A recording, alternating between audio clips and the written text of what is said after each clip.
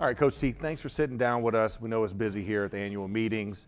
One of the things I wanted to ask, as you kind of look at 2024, right, the way the season started, 10 wins in the first 13 weeks, of course, go through a tough stretch at the end, last 5 games, not the desired result that you want.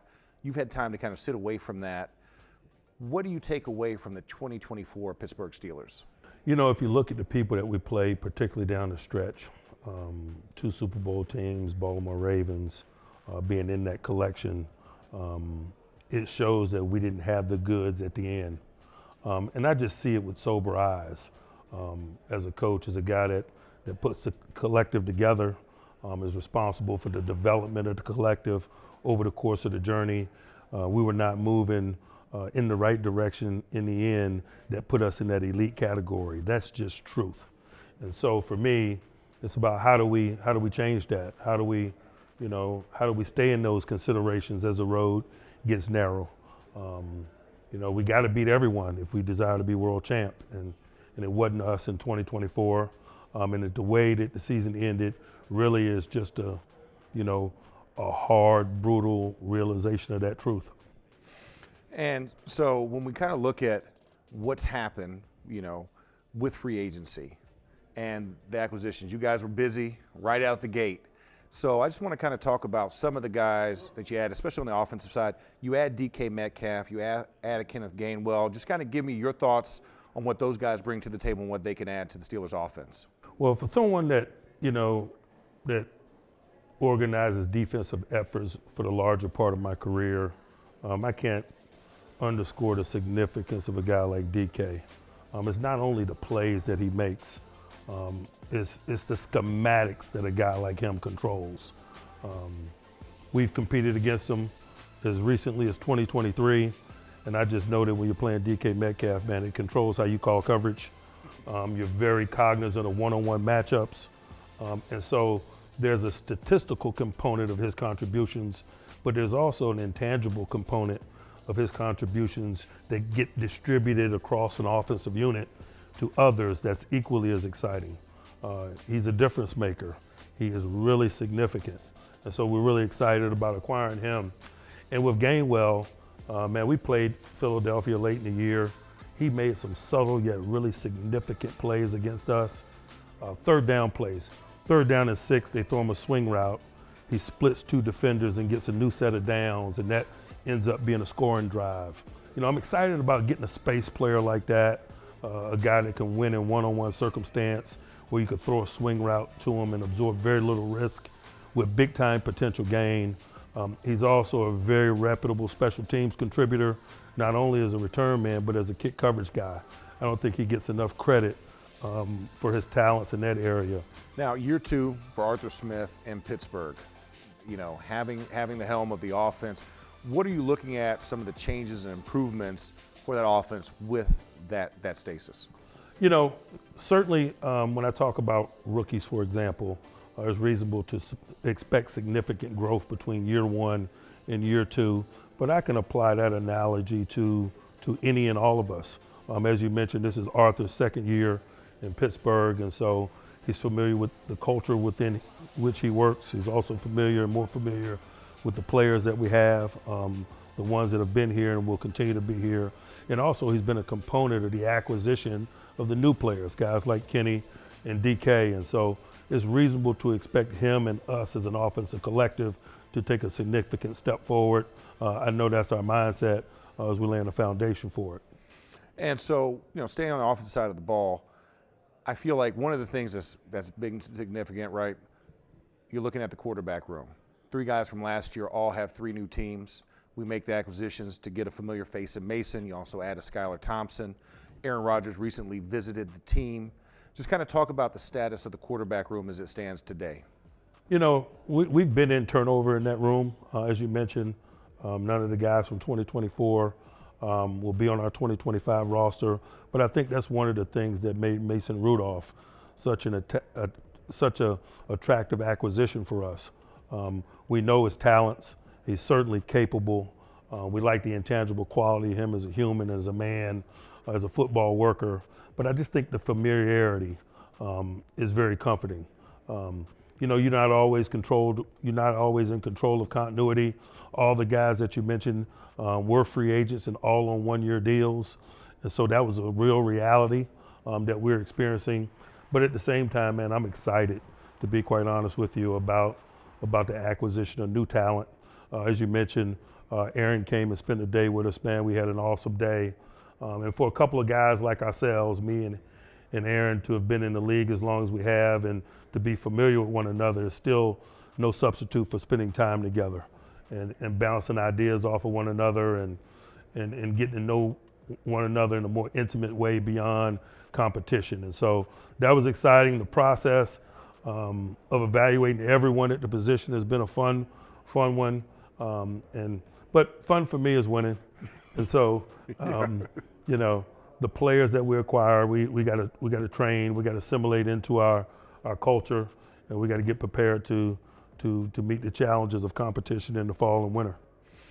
And with that, thinking about the 2024 draft class, very few players did not have significant roles on the defense and offense as the year went on. Two of the guys I want to kind of focus on with the challenge and the opportunities, Troy Fautanu, Roman Wilson, kind of what are you expecting in them growth-wise in year two? And it might be seemingly unfair, but such is life, man. I expect significant growth from them and jumps from them because their levels of participation, withstanding, they've been a part of our culture. They've been in the building, they've been in meetings, they understand what's expected of them and just have gone through the cycle that everyone else has gone through other than playing. And there's so many examples, particularly in recent years of sometimes a rookie year doesn't define the trajectory of your overall career. We've had guys in recent years that experience lack of playing time due to injury in their rookie year, but it hadn't shaped or defined their career. Calvin Austin is a guy that's continually ascending for us that played very little as a rookie due to injury. David DeCastro is a guy that recently retired not too many years ago, who missed a significant amount of time because of injury his rookie year, and it certainly didn't define or shape his career. And so I see it through that lens. I challenge them through that lens. I'm expecting those guys to perform like second-year guys and to make plays that guys that have been a lap around the track make. Obviously, Coach, I'm excited about the offensive line play. And when you think about just the growth of that unit, what are you expecting from this group come this year? I'm equally as excited. Talent acquisition is just one thing. Talent development is the next step for us. And we've made the commitment over the last several years to acquire some awesome young talent at that position. Those guys have proven their capabilities. I'm excited about the prospects of continuing to move forward with that group individually and collectively, knowing the growth that has happened and will continue to happen, not only for the individuals within the group, but the longer they play together, the more comfortable they get in their shoes, the end product. Particularly when you got a guy like at the center position, for example, Zach Frazier, man, he represented himself very well a year ago. I'm excited about the prospects of what year two might be, not only because he's going to make a significant jump, but as a hub of communication based on his position, declarations and so forth, things that we know he's going to be able to absorb. And he may be been able to absorb them a year ago, but we were just cautious in terms of some of the things that we asked a new player to do. And so there's a lot of things to be excited about within that group, and I share your optimism. And just turning our attention to like the defensive side of the ball, there were some big acquisitions there. Obviously, you had Darius Slay that was brought on, Darren Equale, Malik Harrison, and Juan Thornhill. Just kind of talk about those additions as it pertains to the defense. Man, it's just great to acquire savvy veteran players, their presence, not only in terms of the plays that they make, but the experience that they bring. And the way that it allows them to assist younger developing players. When I think about the acquisition of Slay, man, I can't help but think about, the byproduct of that in terms of the relationship that he could have with Joey Porter Jr. He certainly is not responsible for Joey's growth and development, but it's great to work alongside someone that's done it at a high level for a long time, on a lot of fronts, not only in terms of exchanging of ideas, but just seeing what a savvy veteran process looks like, whether it's over the course of a 12-month calendar or whether it's over the course, of a 7-day cycle getting ready for a game. And really, it's a business model that we've been highly involved in recent years, and this year's probably nothing new.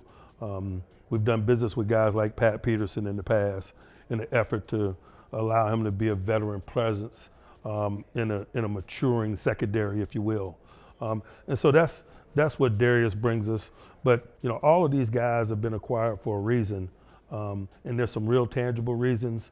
But we're really excited about some of the unintended consequences positively that comes with the acquisition of veteran guys that know what to do. And with that, as we turn our attention to like the NFL draft. Now I know we've spent time with the football staff, and one of the things I know that you really love to do is go down to Senior Bowl practices and mix it up in the middle, in the trenches, like get on the field level with those young prospects. Just kind of talk about what you see in that group of guys, that new prospect class, and what are your expectations for those guys' contributions? I'm impressed with the general football know-how of this collective, and it's probably for several reasons. This being a post-COVID group, in a lot of instances, many of the members of this draft class are older maybe than they would be if COVID didn't happen, and so you see a level of maturity that's really attractive across all positions in terms of some of the guys and the amount of experience that they have. You couple that with just the expansion of the college football season and what that provides guys in terms of growth and development. I mean, I was just with guys from Texas, Ohio State, and Notre Dame, for example, just this past week in some of my travels. And when you identify those groups, you're talking about groups of kids that played 15 and 16 games. And, when you and I came through, man, it was like an 11-game schedule. Yeah, okay? Exactly. And so when you look at it from that perspective, right, 5 additional games, man, we're talking about big-time growth and development opportunities. And I see it in the way that they conduct themselves, but I also see it in their game tape, in the maturity and the development in their play, whether it's technical or from a football intellect perspective. And so that's exciting about this group. Certainly, it's a talented group. It's a talented group every year. But I think the experience coupled with COVID and the additional games makes this a really interesting and attractive group. And I think one of the things that's coming up this season that's really important is the Steelers are going to travel international for the first time in 10 years. Fans are excited about it. I know I'm excited about it. I want to get your thoughts on the opportunity of playing in Ireland. Man, I'm excited about it. All I think about, man, is the late Ambassador Rooney and how excited he would be for this. And so for me, I'm excited to talk to the guys about it, to educate them about it. But more important than anything else, I want them to know what a big deal this would have been for the late ambassador, and what an opportunity it is for us to take our American game global, man, and represent not only our sport, but this country internationally, man. It's just it's a humbling experience for me and for us, and excited about it. And now I know, Coach, you don't have hobbies. You famously said you don't have hobbies. But you've got to do something. What, like in the free time little bit of free time that you had, right? What is it that you do that just kind of gets you back to base? I try to pick one thing. I get hyper-focused on things, and that's just my nature. And so usually I'll pick one thing that becomes my off-season hobby, if you will. Last off-season, it was boating for me. I wanted to get better at boating. Managing a boat, driving a boat, all the things around boating is where I spend a lot of time. I enjoy learning about real estate. It's been another off-season hobby of mine. But for me, no matter what I do, I probably like to delve into it with a little bit more intensity than most.